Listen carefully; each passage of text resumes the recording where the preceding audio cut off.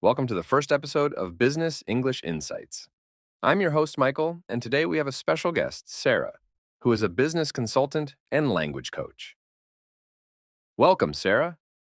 Thank you, Michael. It's a pleasure to be here. So, Sarah, let's dive right in. Can you tell us a bit about your background and how you got into the field of business English? Absolutely. I started my career in international business, working for a multinational corporation. During that time, I realized the importance of effective communication in business settings. I often saw talented professionals struggle to express their ideas clearly in English, which could hinder their career growth. This inspired me to combine my passion for teaching with my business experience, and I became a business English coach. That's fascinating. From your experience, what are some common challenges non-native speakers face when it comes to business English? There are several challenges. First, there's the issue of vocabulary. Business English has a lot of specialized terms and jargon that can be confusing. Second, there's the matter of cultural nuances.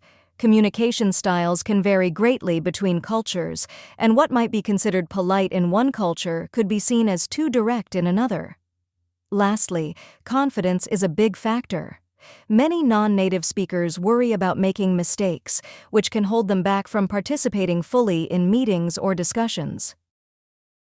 Those are all excellent points. Let's break them down a bit.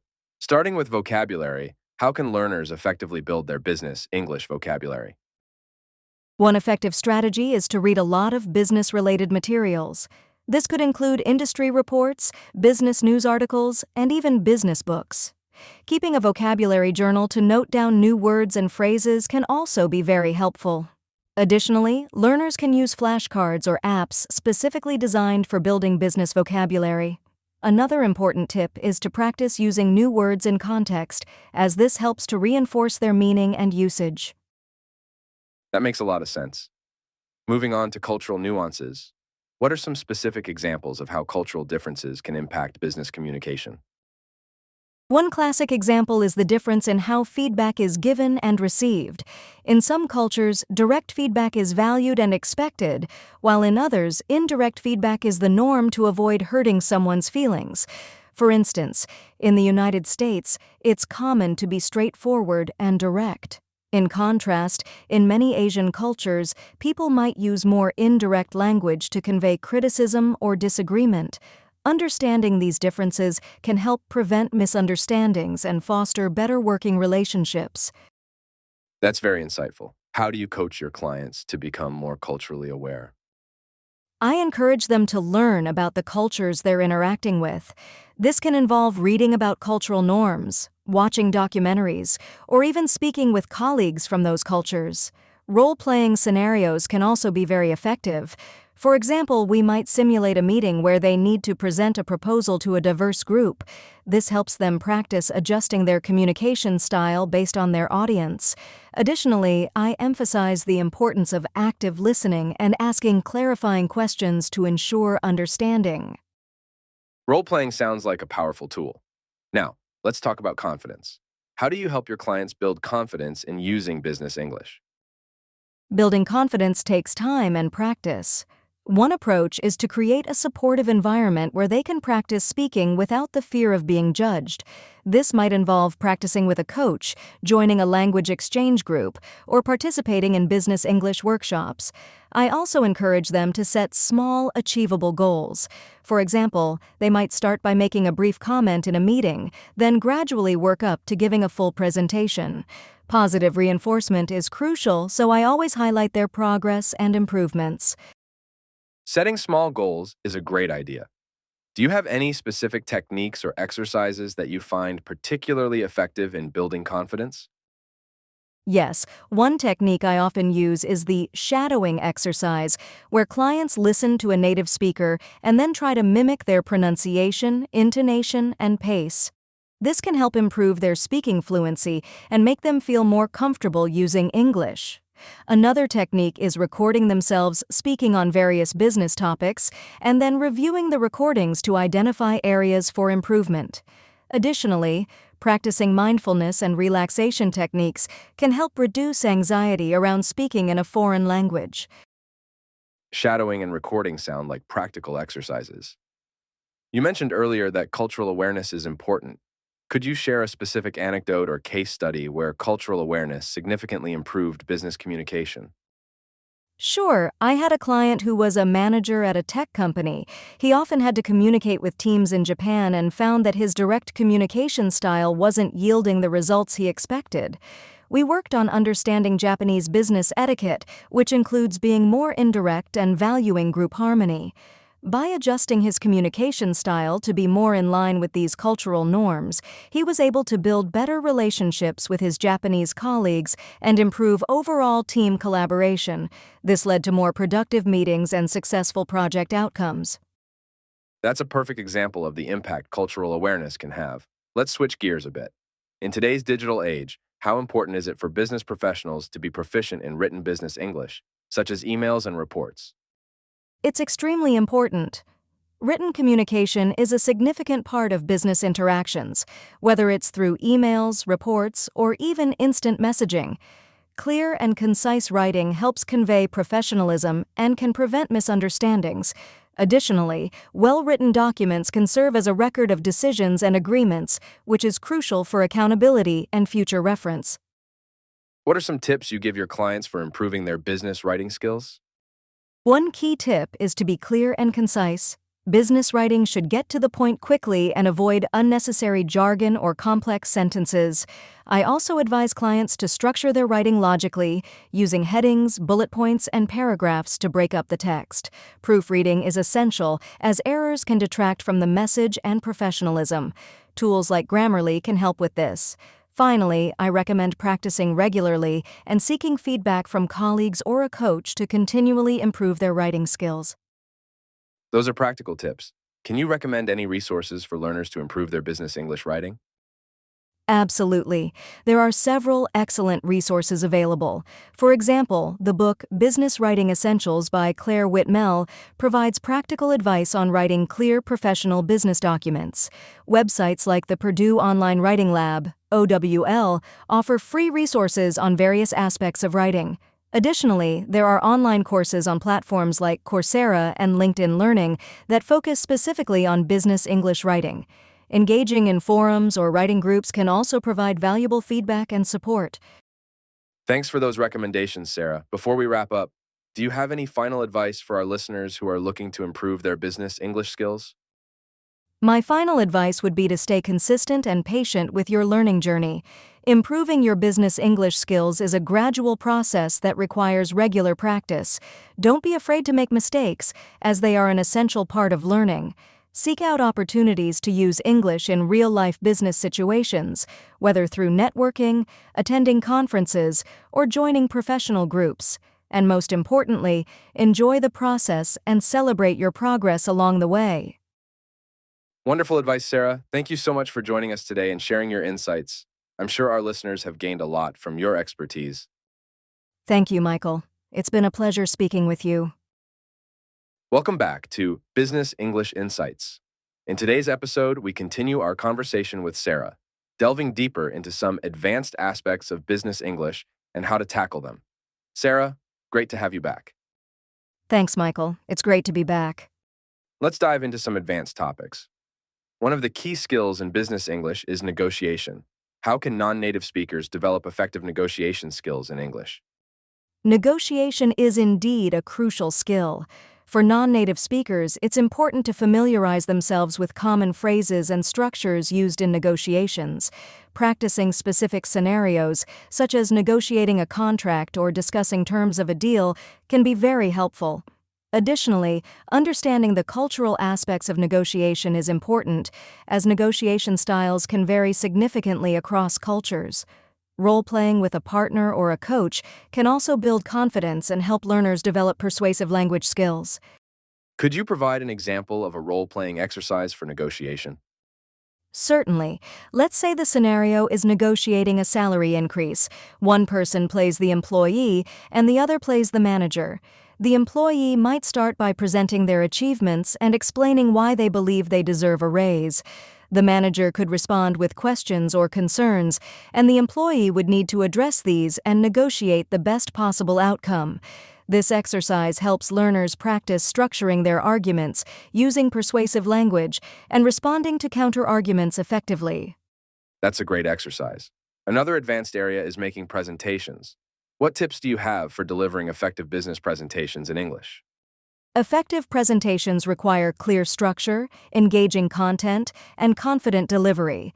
I advise learners to start by organizing their presentation with a clear introduction, body, and conclusion. Using visual aids, such as slides, can help reinforce key points. Practicing the presentation multiple times, both alone and in front of others, can improve fluency and confidence. It's also helpful to anticipate questions from the audience and prepare responses. Finally, focusing on body language and maintaining eye contact can enhance the overall impact of the presentation. Those are valuable tips. What about handling Q&A sessions after a presentation? That can be quite challenging. Q&A sessions can indeed be challenging, but preparation is key. Encourage learners to anticipate potential questions and prepare their answers in advance. Practicing how to handle unexpected questions gracefully is also important. They can use phrases like, "That's an interesting question, let me think about that for a moment," to buy some time. It's also okay to admit if they don't know the answer and offer to follow up later. This demonstrates honesty and professionalism. Great advice. Let's touch on another advanced topic. Writing business proposals. What are the key elements of a successful business proposal? A successful business proposal should be clear, persuasive, and well-structured. Key elements include an executive summary, which provides a brief overview of the proposal, a detailed description of the problem or need, the proposed solution, including benefits and feasibility, and a clear call to action. It's important to tailor the proposal to the specific audience and highlight how the proposed solution aligns with their goals and needs. Supporting data and evidence can also strengthen the proposal's credibility. That's very comprehensive. Are there any common mistakes to avoid when writing business proposals? Yes, there are several common mistakes. One is being too vague or not providing enough detail, which can make the proposal seem unconvincing. Another is using overly technical language or jargon that the audience might not understand. It's also important to avoid being too lengthy. Proposals should be concise and to the point. Finally, neglecting to proofread can result in errors that undermine professionalism. Always take the time to review and revise the proposal carefully. Excellent points. Switching topics slightly, let's talk about networking in a business context. How can non-native speakers effectively network in English? Effective networking involves being proactive, approachable, and genuinely interested in others. Non-native speakers can start by preparing a brief self-introduction, highlighting their professional background and interests. Attending industry events, joining professional associations, and participating in online forums are great ways to meet new people. Asking open-ended questions and actively listening can help build connections. Additionally, following up after initial meetings with a personalized message can reinforce the relationship. Building on that, what are some key phrases or expressions that are useful for networking? Here are a few useful phrases. It's a pleasure to meet you. My name is Sarah and I work in industry role. I've heard a lot about your work on project topic. Can you tell me more about it? What do you think about industry trend current event? I'd love to stay in touch. Can we exchange contact information? Thank you for your time. It was great speaking with you. These phrases help initiate and maintain conversations, showing interest and professionalism. Those are very helpful. Finally, let's discuss leadership communication. How can non-native speakers develop effective leadership communication skills in English? Effective leadership communication involves clarity, empathy, and the ability to inspire and motivate others. Non-native speakers can develop these skills by practicing clear and concise communication, being mindful of their audience, and actively seeking feedback. Reading books on leadership, listening to podcasts, and watching TED Talks can provide valuable insights and examples. Additionally, participating in leadership training programs or workshops can help hone these skills in a supportive environment. That's excellent advice, Sarah. Thank you so much for sharing your insights today. I'm sure our listeners will find them incredibly valuable. Thank you, Michael. It's been a pleasure discussing these important topics with you. We're continuing our conversation with Sarah, focusing on practical exercises and strategies that can help you improve your business English. Sarah, welcome back. Thanks, Michael.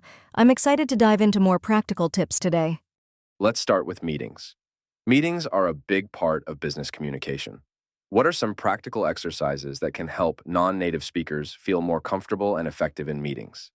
One effective exercise is role-playing different meeting scenarios.